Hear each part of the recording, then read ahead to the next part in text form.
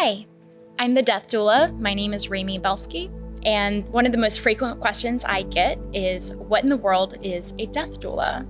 So I always tell people that a death doula is a non-medical person who provides comfort, care, support, and guidance for individuals who have a terminal diagnosis and are getting ready to labor out of this world.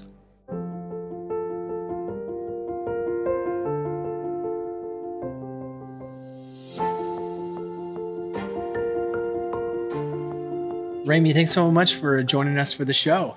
Thank you for having me. Absolutely. Yeah, so we'd love to get kicked off. What exactly brought you to the Richmond, Virginia area and got you to stick around and build your life in your death doula business here? Yeah, so I am from Richmond, born and raised on the South Side. And I do love Richmond. It's taken a little while for me to fall in love with the city. I spent some time traveling and coming and going just to kind of see what else was out there, and did not find another place that I would rather live right now. So I am super happy to be here and be growing my business in Richmond, Virginia. So how did you get started as a death doula? I tell people that I tripped and fell over the term on Instagram, and I had no idea what it was. So when somebody posted about seeing a death doula at their bar, I was like, but what is a death doula? Yeah. And so I did a lot of research and just kind of like, was like, what is this? And why haven't I known of this before? And it turns out that this work is becoming more popular. It is not new work because, centuries ago, we have always helped our loved ones die at home.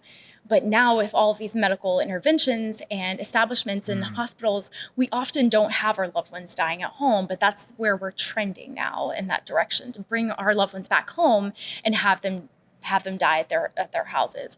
But we are not equipped to do that work. And we are often very overwhelmed by the thought of, how do I care for my loved one who's dying?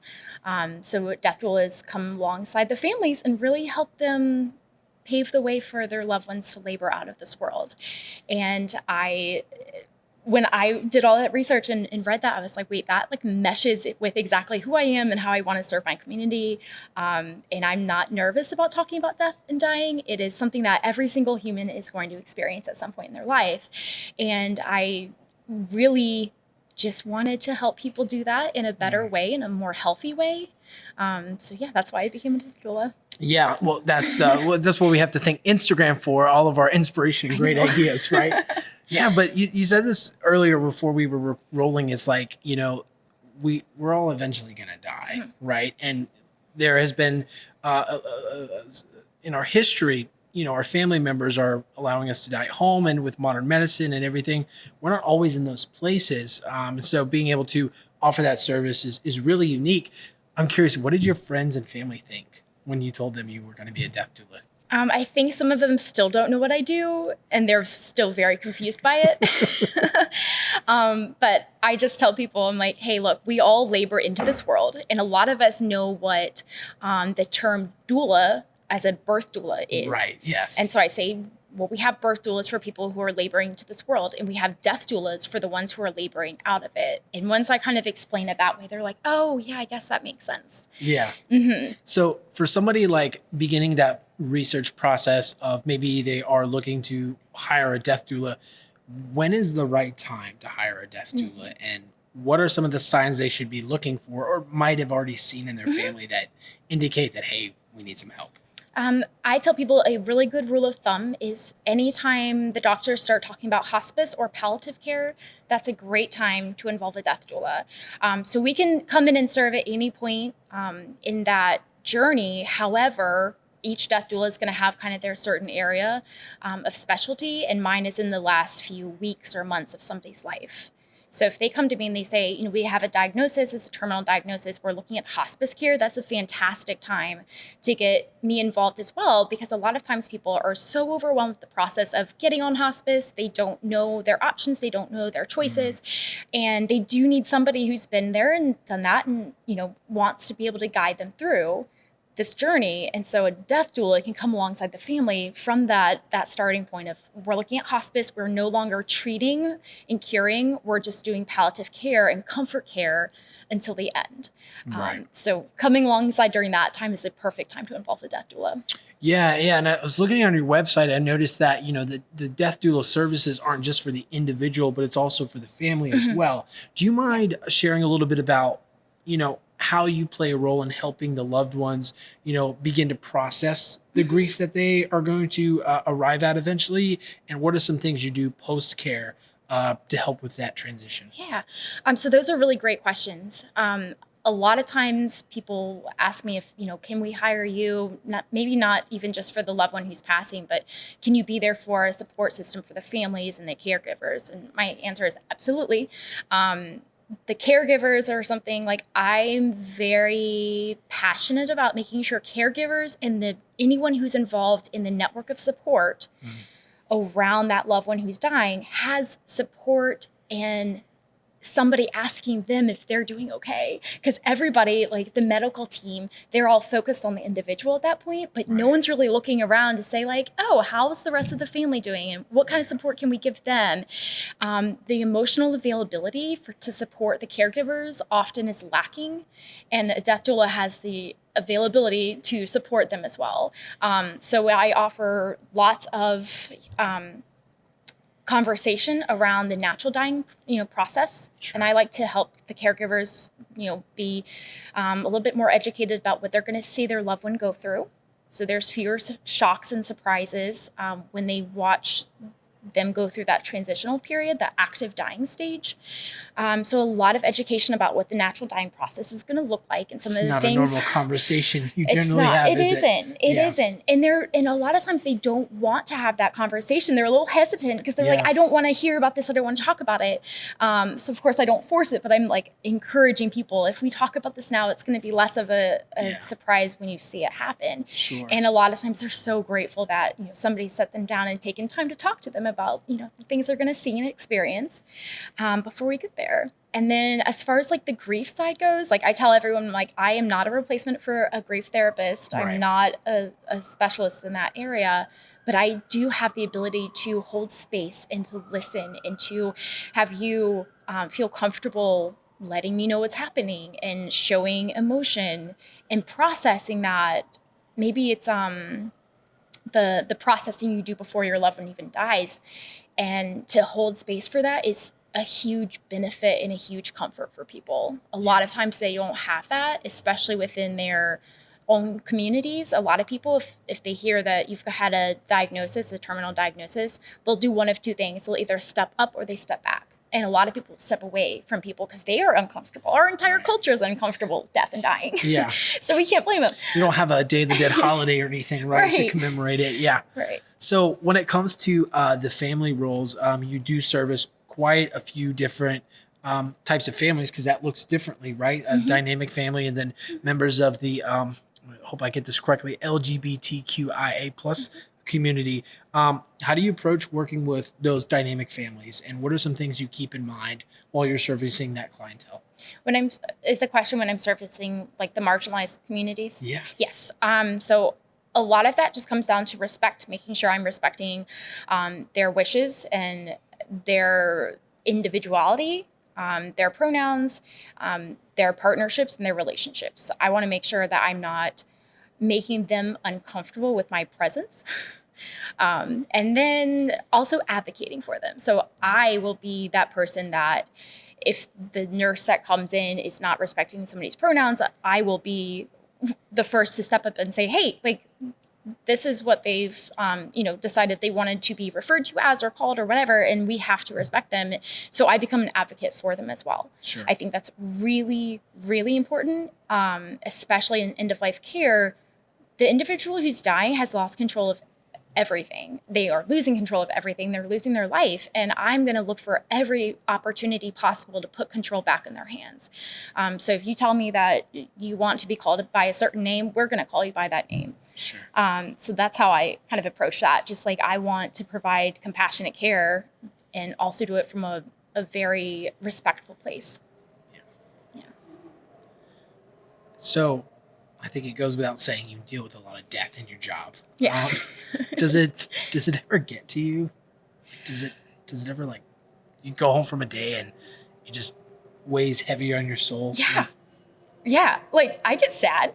I get sad when my clients die. You get kind of attached to them after a while, but I think I've had to do a lot of work to make sure I'm keeping myself healthy. And like, I do a lot of self-care, and I make sure I talk to my therapist, and I have the things that make sure I'm able to do this job in a really healthy way. Yeah. I have good boundaries, and I also have developed, I don't know how to explain it, but developed ways to kind of check myself and check in on myself. And if I'm hitting X, Y, and Z, I'm probably experiencing some compassion fatigue. So I have kind of boundaries where if I'm running into X, Y, and Z, I'm like, okay, this is probably a sign that I'm getting a little bit of compassion fatigue and I need to back off or take some time in between another client. Sure. You know, take that, because I want to make sure I'm doing this job from a really emotionally healthy and stable place. Right, absolutely. Especially too, because it takes so much energy away. Being able to sustain that energy, I can imagine, is quite a feat. So having that system in place can be extremely helpful for you. Something else I do that really helps on the other side. So I do a lot of community outreach and education. Okay. And that takes a completely different amount of energy. So it's not you're not looking at the death and dying as much. You're talking about education. Sure. And you're advocating for people to talk about these things and have these conversations with their loved ones before they get there. And that sort of community outreach that I do and interaction makes me really excited and gives me more energy. So that's also something that's still very much work related, but it gives me energy on the other end of it. That's very nice too, especially because you get to see the impact that it has, right? Of preparing, right? So I'm curious, because you deal with such a really sensitive subject of someone's life, someone's well-being, and also their eventual, passing away. How important is it for you to help your clients, find that inner peace? Or is that even a thing that you really consider when you are servicing them? Is that one of the buckets you check? So it's something like, it would be so great if I can help everyone get to the point of feeling like very peaceful. I can't put that weight on myself. I can't put that as an expectation for myself, and also not for them. And then some people will pass and that they never truly found peace. And it's sad and it's unfortunate, but it's also not my job to make sure that happens. Right. So managing expectations. Sure. I guess that goes back to the sustaining the energy part, just not wanting or not feeling like you necessarily need to help them find that peace. Right. Which is what I think when you are around someone dying, I just wish you would be at ease, right? Not in pain anymore. Yeah. I do ask people often, what would you need to do? What do you feel like you still need to get done or have accomplished in order to pass peacefully? And that will give me an idea of kind of what's in their mind that they haven't gotten settled or figured out, or they're still just kind of like thinking about this thing. I read about a man who was passing, and his biggest concern was that no one was going to take care of his garden. And his garden had been like his passion for 40 years. Yeah. Like in that neighborhood, he gave fresh vegetables to his neighbors. Like it was a big thing. And he was so concerned that his garden was going to like fall into disarray when he passed and no one would take care of it. And then, a little bit of him would also cease to exist. His legacy kind of would cease to exist. And so that was a big thing. So sad. And the doula worked with him to like make sure that he had a plan, and he, passed some tips and everything, gardening things onto his kids, and made videos and like showed them all of these things about his garden so that they could continue to upkeep it. Yeah. Yeah. But if that doula hadn't said like, what are you most worried about? And he'd been like, my garden, you wouldn't know otherwise. I worked with somebody and I was like, is there anything you feel like needs to be done? And she looked at me and she's like, well, my dresser over there really needs to be polished. And I was like, do you want me to polish your dresser? I was like, is that what's in your mind right now? And she was like, yeah, I'm like really concerned because it really needs to be polished. And I was like, I can polish your dresser for you if that helps. Yeah. Little goes back to the job description of what is a death doula? Yeah. Whatever you need it to be. Yeah. So I want to go back to earlier, because you mentioned some community events, and we are recording here in Richmond for our series, Discover Richmond. And I'm curious, what aspects of Richmond has helped you support your clients' emotional well-being, whether that be the information at the events or maybe some special places you can take them to really soak in all of Richmond? Well, I don't know if this is like Richmond specific, but Richmond does a lot of really great support groups. We have the Alzheimer's Association here, and we have a really great senior care support network. A lot of great organizations and a lot of great support groups. So I visit support groups, and I enjoy referring people to these groups so that they can find, some emotional stability and people to journey through them with their process. Often these are for dementia patients and families, and those are just so important. So I tell everyone, like, find a support group. It's going to be really important for you. Yeah. So that's something that we do. That Richmond's surprised me because they just had a plethora of support groups and also other ways to support seniors in the community, which has been fantastic. That's amazing. Yeah, they do a really great job. So, Reamy, if you could choose how you would like to die, how would you die? I thought a lot about this.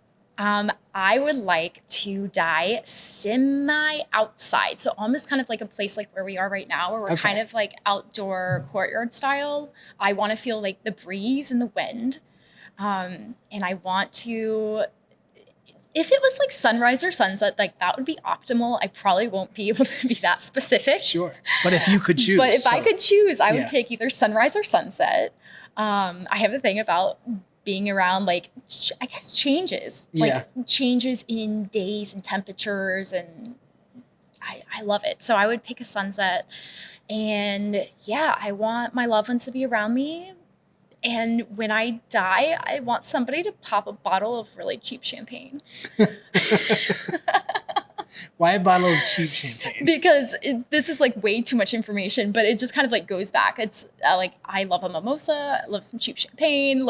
So it's just more of like, that's something that is a characteristic of myself. Sure. And so that would be like my last little, like, y'all make sure you drink a glass of like cheap champagne in honor of me. Yeah. So that would be what I would have people do if they were lucky enough to be there. Very, very endearing. I love that. So for our, maybe there's somebody out there that is a little bit hesitant or apprehensive to have these conversations, as you alluded to earlier, heavy subjects. What do you say to people if they say, well, I don't have control over how we die. We can't control it. So why should we even plan for it? It might even happen the way we plan for it. Right. What do you say to that person? Well, they are completely accurate. We have no control over like when and how we die for the most part. And so a lot of it is very much left up to chance. So they are not wrong about that. But there is a lot we can do to prepare ahead of time that will make that passing easier on our loved ones. So I tell people it is the most loving thing you can do for whoever you're going to be leaving behind, to do some end of life planning, some advanced care planning.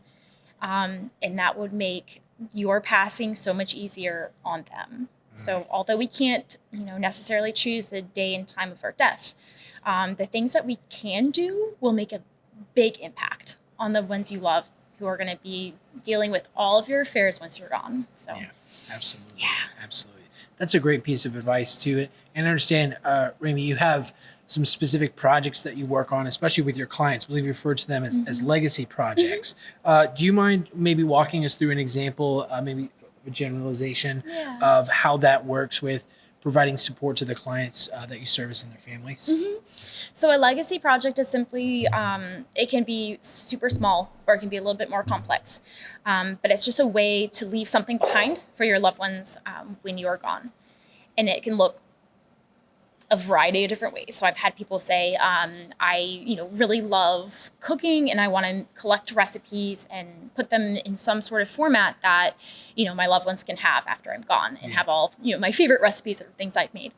So like that's a big one. And then also having doing something with the pictures and then I love that, especially too for scrapbooks and such. Oh yeah. Like you can do so much. And with technology these days, so many pictures. Yeah. You can do so much. It's endless. I also tell people that if they're passing and they're relatively young, this isn't a case for everybody, but if they're Right. passing, they're relatively young and they want to leave physically something behind, there are certain companies that will allow you to pre-select gifts, and they will send them out with notes that you've written to your loved ones on special dates. So Oh, wow. anniversaries and birthdays and celebrations and, memorial events, then, they could, when your child graduates from college, they could receive a gift and a note from you, even though you passed years before, which I think is really cool. That's amazing. I know, and it's a little way for you to plan something that they're going to then receive years into the future and be like, oh my gosh, like that person thought of me way back then before they passed, and this is a really cool moment, and I'm receiving a gift from them literally years after they've died. Yeah. So that's kind of cool too. So there's all sorts of projects, but some people are just like, I just want to, leave plants for all of my loved ones, and we'll, take their little plants in their house and put a name on everyone, and everyone gets their house plant. Mm-hmm. So it can be anything. It's just whatever is meaningful, and things are meaningful to different people. Yeah. On the subject of meaning, I'm curious, Reamy, is there a certain regret that people tend to have before they pass? They all want more time. Everybody says, I just wish I had more time. Interesting. They just want more time. Why And they say, what do you think it's time? I don't know. I don't know what they want more time for. Is it to garden, to polish the wardrobe? Like, what is the time? Where does the time go? Great question. I wonder that myself. Sometimes it is something I can ask them. Of course. And then sometimes it, doesn't feel right in that moment to ask, but I'm never positive. But I do hear, I wish I had more time, or I thought I had more time.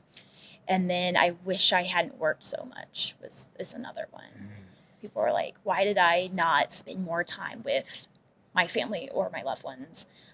So it really does come down to time, which is fascinating because it is something that we forget that we have a very limited supply of. Right. Yeah. I'm sure there's some very famous whimsical quote, but yeah, time is not seen or heard. It just happens, right? So we can be very forgetful of that, I guess, as humans. But it's a non-renewable resource. Yeah. And once we spend it, it's gone. So on that subject, I'm curious, like if we reshape that thinking, then if we do have a limited amount of time, do you think that we would actually live differently? I think we would.